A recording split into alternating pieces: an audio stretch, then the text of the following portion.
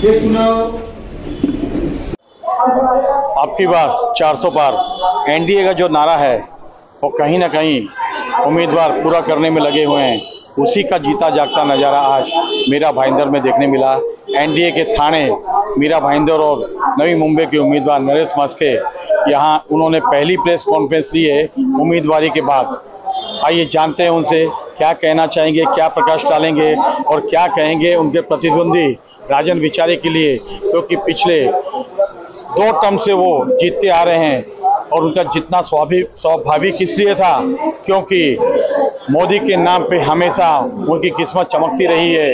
लेकिन इस बार वो इंडिया महायुति के उम्मीदवार हैं और एनडीए उनको टक्कर देने जा रही है। और नरेश मस्के उस पर कितना खरा उतरेंगे वो तो आने वाला वक्त बताएगा। लेकिन आपको सुनाते हैं क्या कहा नरेश मस्के ने।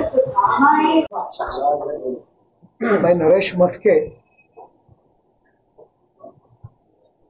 यहाँ ठाणा लोकसभा से शिवसेना, भाजपा, राष्ट्रवादी, मनसे, आरपीआई युति से चुनाव लड़ने के लिए उम्मीदवार के तौर पे यहाँ खड़ा हूँ।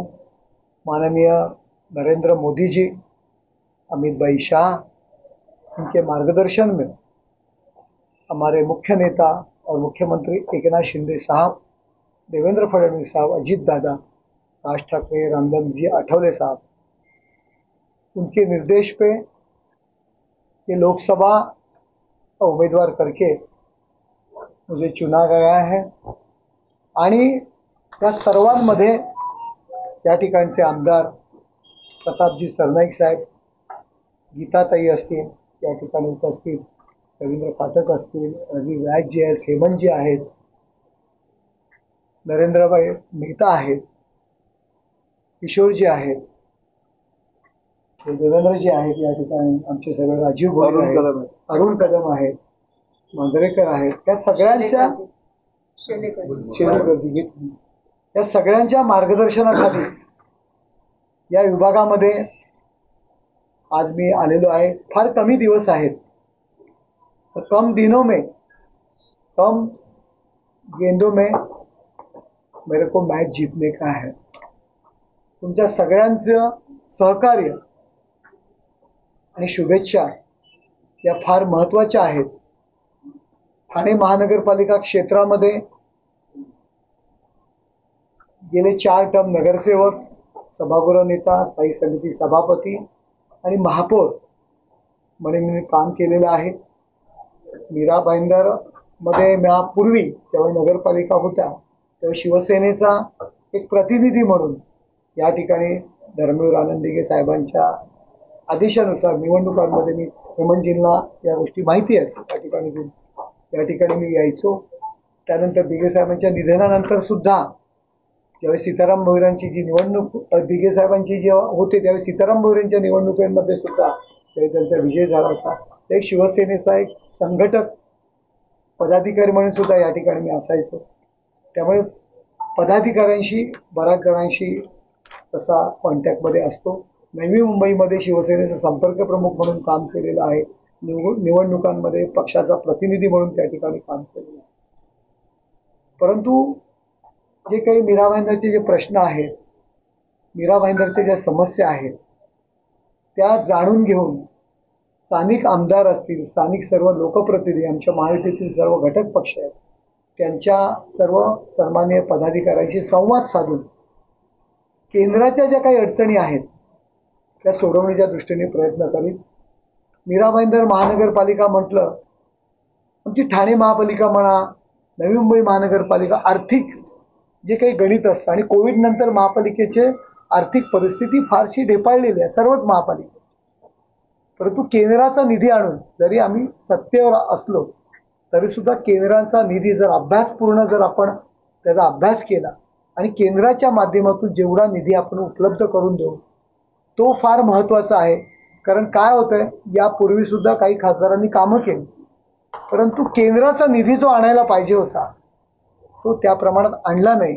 महानगरपालिकेकडे पाठपुरावा करायचा, महानगरपालिकेचा निधी वापरायचा आणि मग त्याचं क्रेडिट घ्यायचं, अशा पद्धतीने काम करण्याची पद्धत नाहीये. खासदाराचं काम हा केंद्र शासनाचे जे काही रखडलेले जे काही विषय असतील, समस्या असतील, तर त्यांच्याकडे काय अडकलेले विषय असतील ते सोडवणं आणि जास्तीत जास्त केंद्राचा निधी आणणं.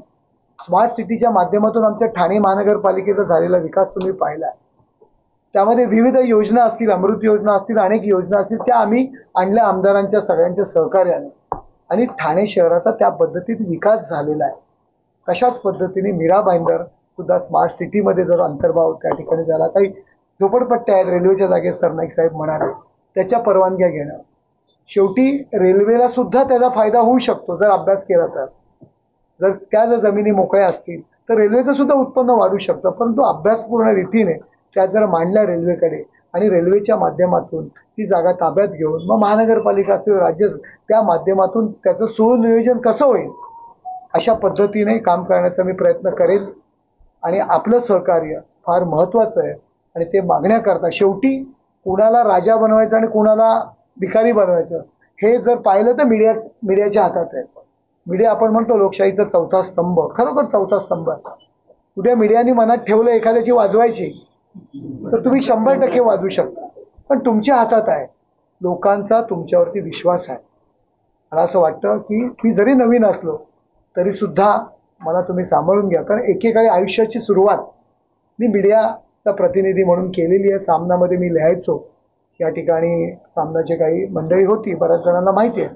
त्याच्यानंतर स्वतःचं एक साप्ताहिक होतं, ठाणे सत्तासारखं माझ्याकडे कॅम्पेन, असं मोठा ब्रँड माझ्याकडे होता. आणि अशा पद्धतीमध्ये आयुष्याची सुरुवात केलेली तुमच्यातलाच एक माणूस आहे. आपण मला आपला आशीर्वाद ठेवावा एवढीच या ठिकाणी मी विनंती करतो. आणि या ठिकाणचे स्थानिक पदाधिकारी, स्थानिक नेते आहेत, यांच्या मार्गदर्शनाखाली नक्कीच या मीरा भाईंदरसाठी या विकासाच्या दृष्टीने प्रयत्न करेल, एवढं मी आश्वासन या ठिकाणी तुम्हाला मी देतो.